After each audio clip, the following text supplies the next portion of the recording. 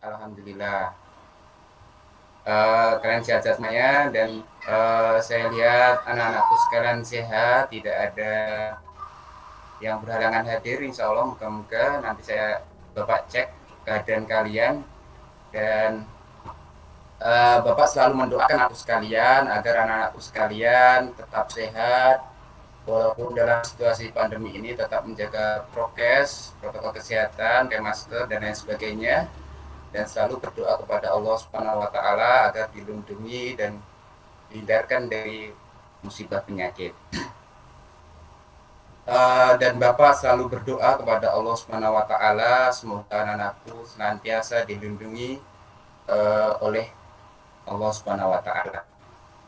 Baik anak-anakku sekalian, dalam kesempatan yang baik ini dan kesempatan yang pertama ini Bapak ingin menyapa anak-anakku sekalian di kelas 7 Madrasah Sanawiyah Wali Songo, dan ini adalah pertemuan pertama kita di pelajaran Quran Hadis.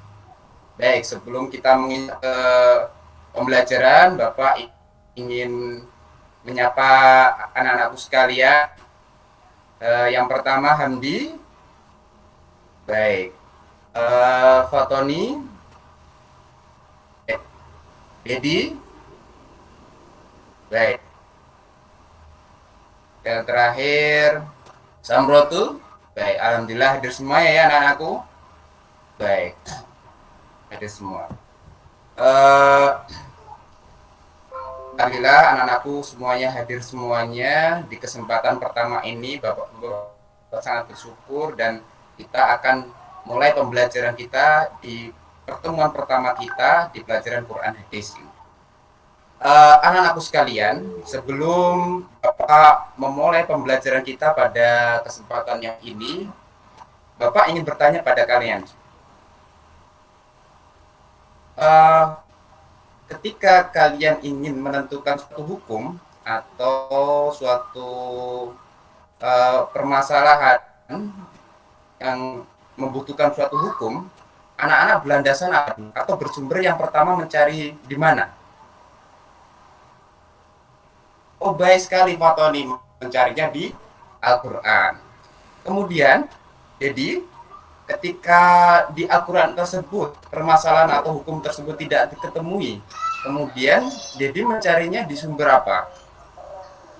Baik, di Al-Hadis. Jadi dapat dikatakan Al-Quran adalah sumber hukum yang pertama yang wajib atau yang harusnya anak-anakku sekalian bahas terlebih dahulu atau cari terlebih dahulu masalahnya di Al-Quran. Kemudian di Al-Quran tersebut tidak ditemui, maka Al-Hadis adalah sumber yang kedua yang senantiasa anak-anakku sekalian jadi pedoman. Apakah ada sumber hukum yang lain? Tentunya ada. Di dalam Islam ada ijtihad, ada qiyas, ada ijma, dan lain sebagainya.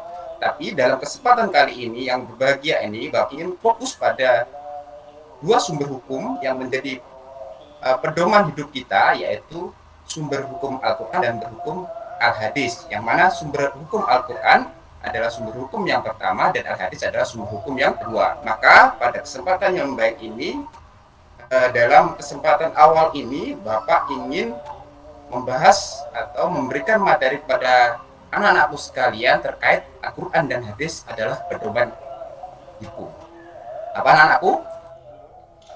Al-Quran dan Hadis adalah tujuan hidupku.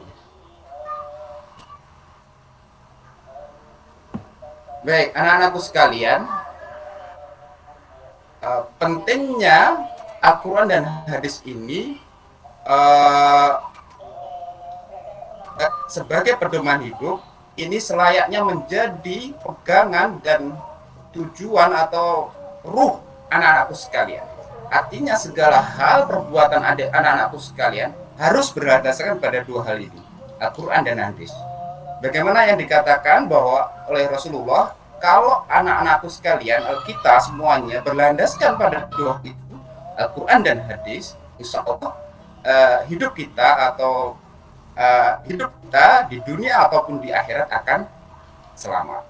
Maka tentunya mempelajari Quran dan hadis adalah suatu hal yang wajib, suatu hal yang harus kita sebagai Islam, umat muslim harus tahu dan mengerti, memahami apa itu Al-Quran dan apa itu hadis. Tentunya dalam bab ini akan bahas terkait pengertian Al-Quran, pengertian hadis, fungsi Al-Quran, fungsi hadis, kandungan Al-Quran dan kandungan hadis, nama-nama Al-Quran dan lain sebagainya. Tapi pada kesempatan pertama ini, Bapak ingin fokus pada 4 pembahasan. Yang pertama adalah pengertian Al-Quran, yang kedua adalah pengertian hadis, yang ketiga adalah nama-nama Al-Quran, dan yang keempat adalah fungsi Al-Quran. Anak-anakku sekalian, pada kesempatan pertama ini, Bapak ingin mengharapkan anak-anakku sekalian agar mampu mengakui kebenaran Al-Quran dan hadis dan percaya diri. Kedua, anak-anakku sekalian mampu menampilkan sikap tanggung jawab dalam berperilaku dengan penuh semangat. Yang ketiga, anak-anakku sekalian mampu mendefinisikan pengertian Al-Quran dengan dan benar. Dan yang keempat adalah menjelaskan pengertian al-hadis dengan baik dan benar. Yang kelima, menyebutkan fungsi Al-Quran dengan dan benar. Kemudian dan yang terakhir, anak-anakku sekalian mampu memahami kedudukan dan fungsi Al-Quran hadis dalam Islam dengan baik dan benar. Untuk itu, maka untuk mempersingkat waktu dan banyaknya materi yang akan kita bahas pada kesempatan kali ini, ada 4 pembahasan: pengertian hadis, pengertian Al-Quran, hadis, nama-nama Al-Quran dan fungsi Al-Quran. Untuk lebih efektif pembelajaran kita pada pagi ini dan anak-anakku sekalian lebih aktif dalam pembelajaran, maka Bapak akan buat kelompok menjadi 4 kelompok. Masing-masing akan membahas satu sub permasalahan. Kelompok A akan membahas pengertian Al-Quran, kelompok B akan membahas pengertian hadis, kelompok C akan membahas nama-nama Al-Quran, dan kelompok D akan membahas fungsi-fungsi Al-Quran. Baik, anak-anakku sekalian, langsung Bapak tentukan ketua-ketua kelompoknya. Nanti akan Bapak tunjuk 4 anak, atau mungkin siapa yang berkenan untuk menjadi ketua kelompok. Untuk kelompok A, baik, Fatoni, bagus sekali. Ketua kelompok A, Fatoni. Dan ketua kelompok B mungkin Dedi ya. Baik, Dedi. Kelompok C, Hamdi. Siapa? Oh baik. Kelompok D, Samratul. Baik. Nanti teknisnya atau pembelajarannya, masing-masing kelompok akan membahas satu permasalahan. Nanti kelompok A akan membahas terkait pengertian hadis, kelompok B akan membahas terkait pengertian Al-Quran hadis, kelompok A akan membahas terkait pengertian Al-Quran, kelompok C akan membahas nama-nama Al-Quran, dan kelompok D akan membahas terkait dengan fungsi Al-Quran. Nanti di akhir, setelah nanti Bapak beri waktu 10 menit mendiskusikan apa yang sudah menjadi tugas masing-masing kelompok, nanti perwakilan dari ketua kelompok atau perwakilan dari kelompok untuk mempresentasikan apa hasil diskusi yang anak-anak sekalian sudah dapatkan dari materi yang anak-anakku diskusikan.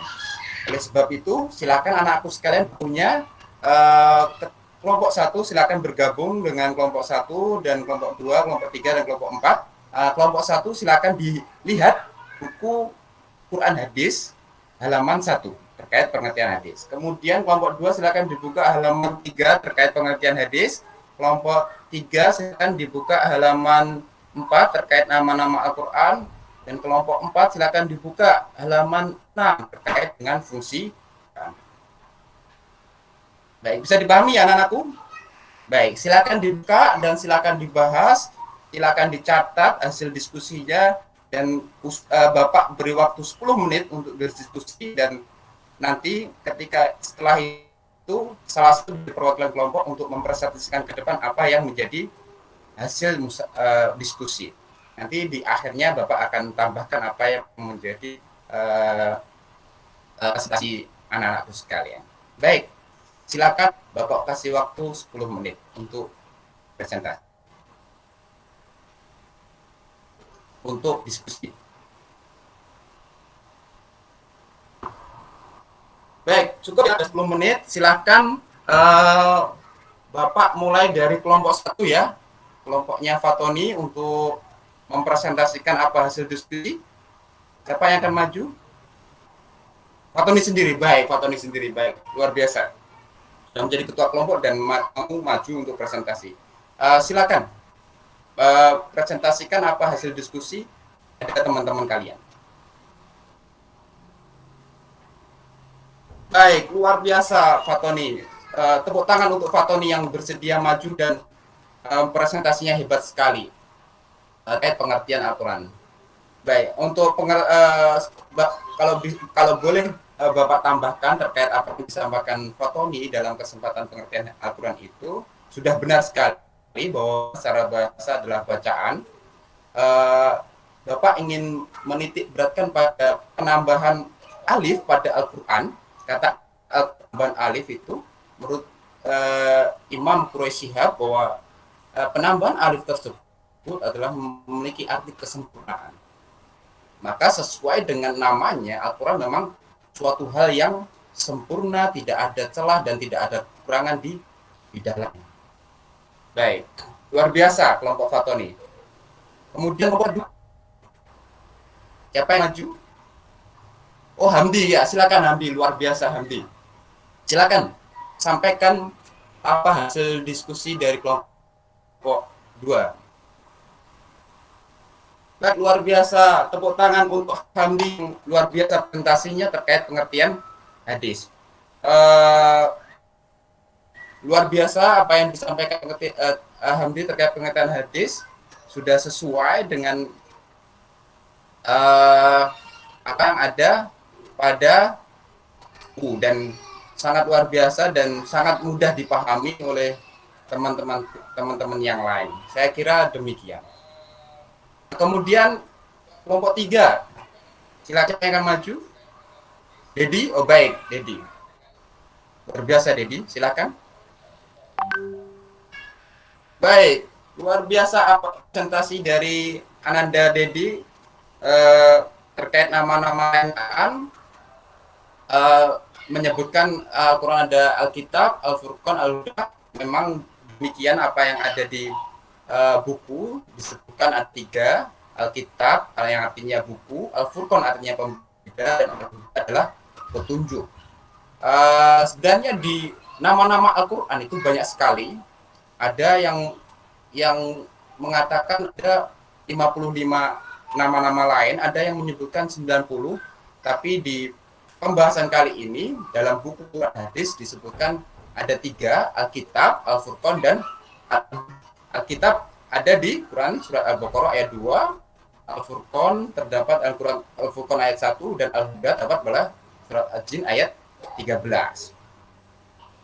Baik, sesuai dengan apa yang Bapak katakan di awal bahwa ada banyak nama-nama lain Al-Quran, maka tugas Bapak akan memberikan tugas kepada masing-masing kelompok. Silakan mencari nama-nama lain Al-Quran yang selain Alkitab, Al-Furqan, Al-Huda sebanyak-banyaknya.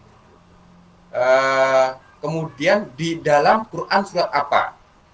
Namanya apa? Kemudian di dalam Quran surat apa? Nanti bagi kelompok yang paling banyak mengumpulkan nama-nama lain Al-Quran akan mendapat reward dari Bapak. Nanti dalam pertemuan selanjutnya nanti akan kita bahas apa hasil tugas terkait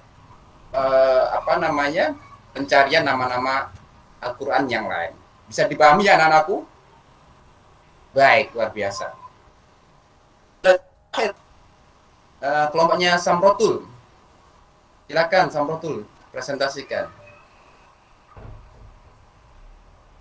Baik, luar biasa Samrotul, tepuk tangan untuk Samrotul. Presentasinya luar biasa dan berani maju itu ada nilai yang lebih, nilai lebih, dan itu patut ditiru.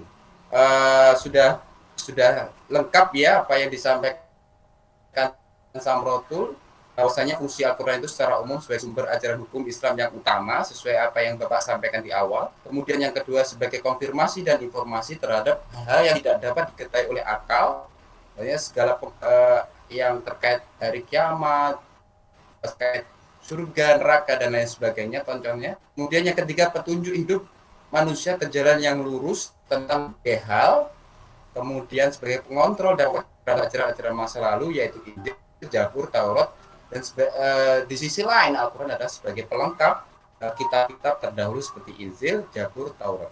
Maka kesempurnaan Al-Quran itu adalah suatu hal yang patut kita imani dan patut kita pedomani. Baik, luar biasa sekarang sudah kita tampil semuanya masing-masing kelompok, dan Bapak ingin menguatkan kembali apa yang sudah kita bahas pada kesempatan ini, bahwa Al-Quran adalah kalamullah yang menjadi mukjizat yang diturunkan ke dalam hati Nabi Muhammad SAW. Jadi kita secara mutawatir membacanya dinilai sebagai ibadah. Kemudian pengertian hadis adalah setiap sesuatu yang diriwayatkan atau dinisbatkan kepada diri Rasulullah, baik perkataan, perbuatan, penetapan, sifat atau perbuatan, baik sebelum itu jadi Rasul.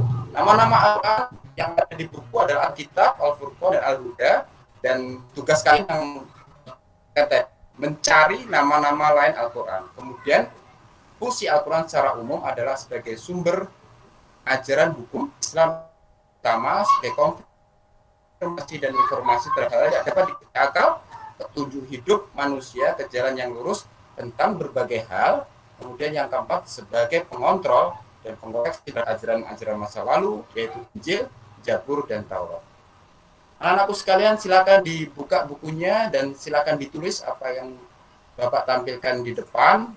Kemudian setelah anak-anakku sekalian menulis, silakan dibaca lagi apa yang sudah kita pelajari pada kesempatan yang baik ini, dan nantinya setelah Bapak akan mengetes apa yang sudah Bapak sampaikan atau materi yang Bapak sampaikan pada kesempatan pagi ini. Siap ya anak-anakku sekalian? Baik, silakan. Siap.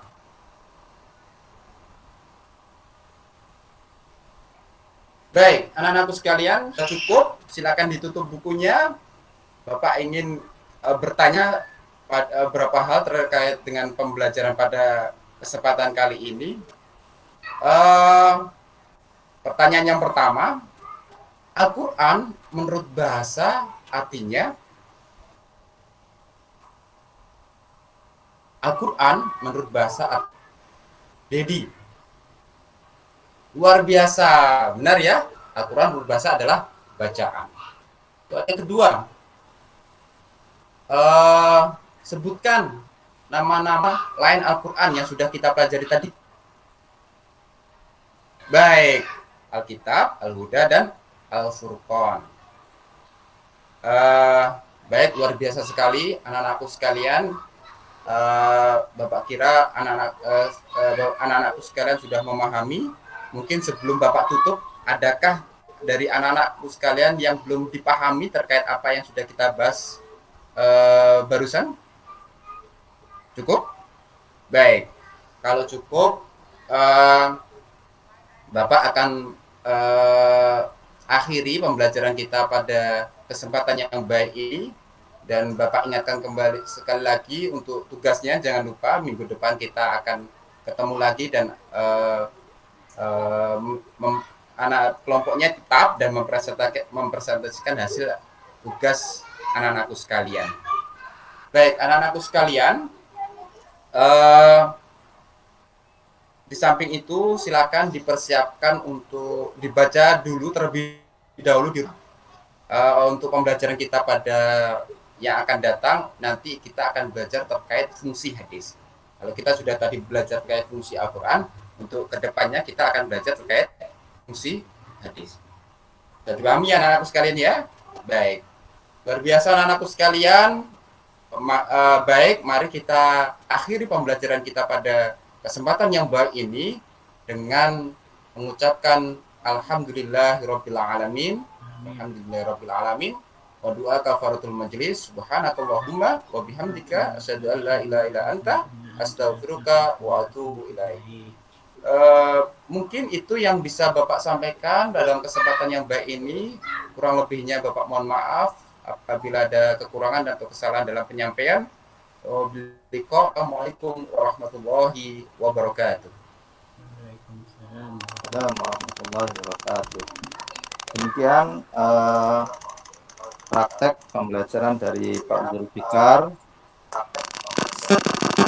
Selanjutnya ada Al-Quran Pak Zulfikar. Ada Bapak? Oke. Sesi selanjutnya adalah pembacaan Al-Quran. Monggo yang tengah-tengah aja Pak. Baik. A'udzu billahi minasy syaithanir rajim. Bismillahirrahmanirrahim. Alhamdulillahilladzi anzala ala 'abdihil kitaba wa lam yaj'al lahu 'iwaja qayyiman liyunzira ba'san syadidan min ladunhu wa yubashshiral mu'minin alladhina ya'maluna as-salihati anna lahum ajran hasana makisina fihi abada wa yunzira alladhina qalu ittakhadha Allahu walada ma lahum bihi min 'ilmin wala li abaihim kaburat kalimatan takhruju min afwahihim in yakuluna illa kadiba fala'allaka bakhi'un nafsaka ala atharihim illam yu'minu bihadzal hadisi asafa. Cukup Pak, cukup. Shadaqallahul azim. Demikian untuk bacaan Al-Quran. Selanjutnya saya persilahkan Ustadz Aan Najib. Monggo Ustadz.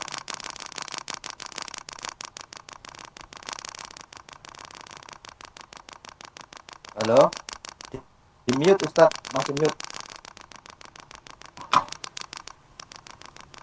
Iya, terima kasih. Terima kasih Bapak Dr. Syabuddin, Bapak Muhammad Zulfikar. Baik Bapak. Ya, Anda tadi dalam tujuan pembelajaran yang ada di PowerPoint, sayang sekali masih menampilkan memahami gitu ya.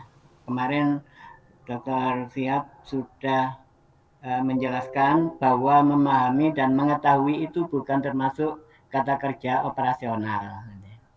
Mungkin karena Anda sibuk untuk merevisi, mengedit yang lain-lain, itu dianggap sudah fix, maka akhirnya tidak terkoreksi. Jadi memahami itu tidak terukur ya, istilahnya unmeasurable. Tidak bisa diukur, tidak bisa ditimbang, tidak bisa pokoknya tidak masuk kata kerja operasional. Jadi untuk itu ke depan ya ini kenang-kenangan bagi Anda, saya dapat dari PPG tentang memahami itu. Yang berikutnya, apa perbedaan Al-Quran dengan kitab-kitab suci yang lain menurut Anda?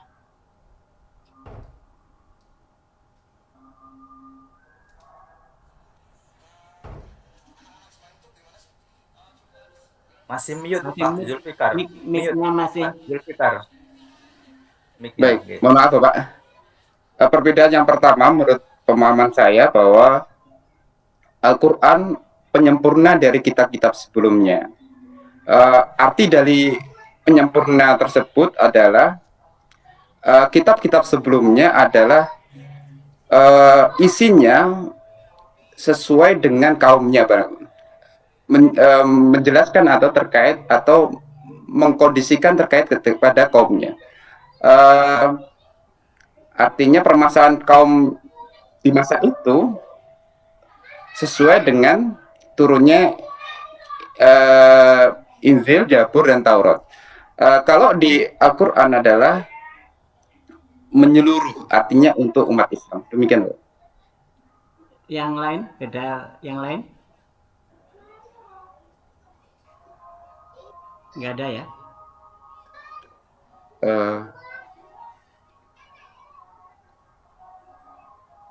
Mungkin itu, Bapak. Ya, ya.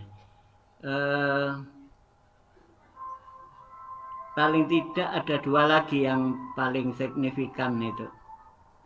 Perbedaannya yang pertama, al-muta'abbad bitilawati. Ya, bagi Al-Quran, kalau membacanya itu dianggap ibadah. Tapi kalau ya kitab suci yang lain tidak.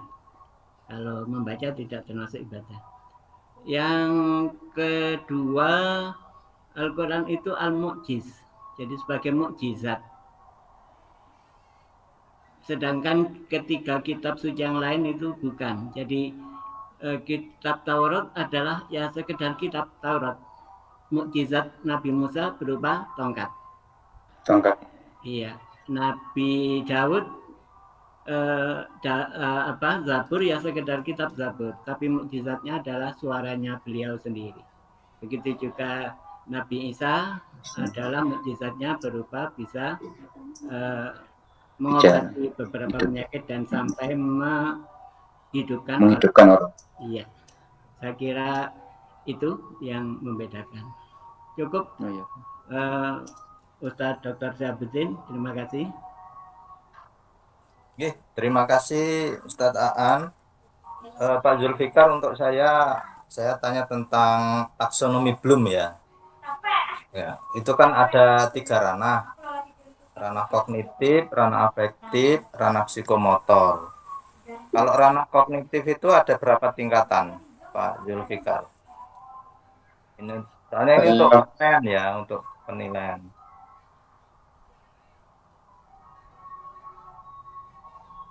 Yang Bapak tahu ada. Okay.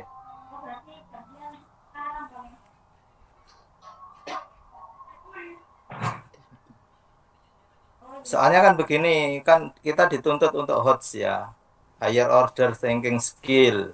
Lah HOTS itu kan ukurannya kan itu. Ada 6 tingkatan, Pak ya? Ya 6 ya. Kalau kognitif 6. Nah, kita kan dituntut HOT kan. Lah HOT itu yang mana? HOT itu tentu tingkatan yang tinggi, yaitu tingkatan 4, 5, 6 kan gitu. Nah, C4, C5, C6. Oke. C1-nya apa? C1-nya?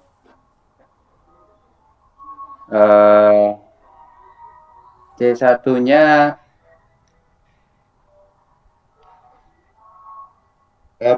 pengetahuan, Bapak ya? Ya, pengetahuan itu kalau yang lama ya. Lama. Yang lama itu pengetahuan. Kalau yang hasil revisi tahun 2001 itu mengingat ya, mengingat. Selanjutnya C kedua apa? Pemahaman, Pak ya? Pemahaman. Ya, memahami ya, bahasanya memahami gitu ya. Ya. Terus yang C3 apa? Penerapan atau menerapkan atau penerapan. Oke. C keempat. Nah, ini yang hot ini mulai C4 ya. Analisis loh, mulai menganalisis. Menganalisis. Terus C5.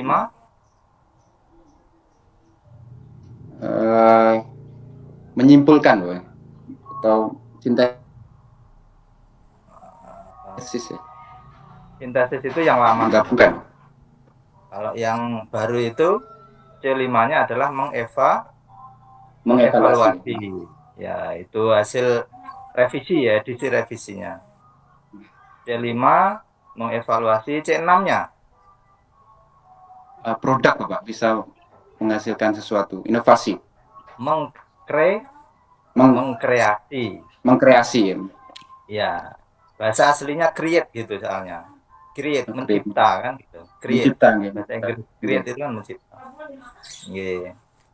Itu ya, dan 6 itu. Ini kan dalam rangka hot itu Pak, kita dituntut hot itu kan ketika Oke. mengajar untuk berpikir tingkat tinggi itu kan harus tahu berpikir tingkat tinggi itu yang mana gitu kan. Nah, pijakannya itu kan yaitu tadi C4, C5, C6 ya. Selanjutnya Bapak. untuk ranah afektif ada berapa tingkatan Pak? Eh, 3 Pak, ya. Afektif ada 5 Pak, ada 5. Oh iya, mohon maaf, ada 5 nggih. 5. Yang pertama apa? Menerima. Receiving, menerima. Terus yang kedua? Merespon, Bapak. Responding. Yang ketiga? Menghargai. Bahasa aslinya itu Menerima. valuing gitu ya, valuing. Oh, Nilai. memberikan nilai enggak? Iya, bukan memberikan nilai, menilai. Baik apa buruk menilai. gitu maksudnya. Ya. Oke. Anak bisa menilai ini yang baik, ini yang buruk gitu. Oke. Yang keempat, memanage, mengorganisasikan. bahasa aslinya itu organization. Terus Mengatur. afektif yang kelima apa? Yang terakhir afektif. Yang kelima. Karakteristik. Ya. Bahasa aslinya itu begini, characterization by value gitu. Jadi menjadikan nilai-nilai itu menjadi sebuah karakter. Itu tingkatan tertinggi. Nah, jadi hot dalam ranah afektif itu ya itu ya mulai 3, 4, 5 itu yang tertinggi. Kalau ranah psikomotor ada berapa Pak? Ada 5 juga Bapak. Itu macam-macam, yang membagi macam-macam itu ada yang baginya menjadi 5, ada 7, ada 4 gitu. Coba yang 5 itu apa yang 5 itu? Meniru Bapak. Ya, istilahnya imitation ya, imitasi, meniru. Meniru. Terus? Manipulasi. Manipulation. Terus? Oke. Kemudian presisi. Ya, terus?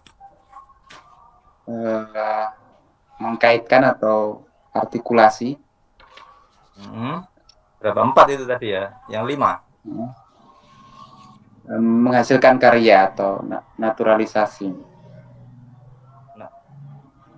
Naturalisasi itu apa ya? Masa menghasilkan karya begitu istilahnya itu? Produk ya, menghasilkan suatu hal yang baru gitu, inovasi. Itu ada yang bagi 5, ada yang 7, ada yang 4, macam-macam itu. Yang 4 itu misalnya itu temannya belum itu membagi ada 4, misalnya fundamental movement, generic movement, ordinative movement, dan creative movement. Jadi yang terakhir itu adalah creativity ya, kreativitas dalam membuat sesuatu ya. Naturalisasi itu maksudnya ya ke situ. Jadi bisa membuat tapi hasil karya sendiri gitu, bukan ya. Bukan mencontek hasil karya orang. Oke, saya kira itu Pak Zulfikar ya. Saya tes itu aja karena itu menurut saya penting untuk ketika kita mau menentukan hotnya itu kan harus paham betul itu tingkatan-tingkatan itu, kemudian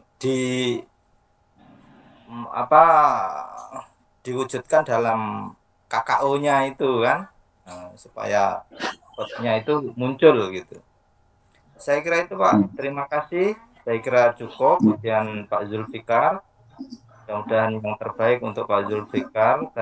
Kita akhiri dengan bacaan hamdalah. Alhamdulillahirabbil alamin. Alhamdulillah.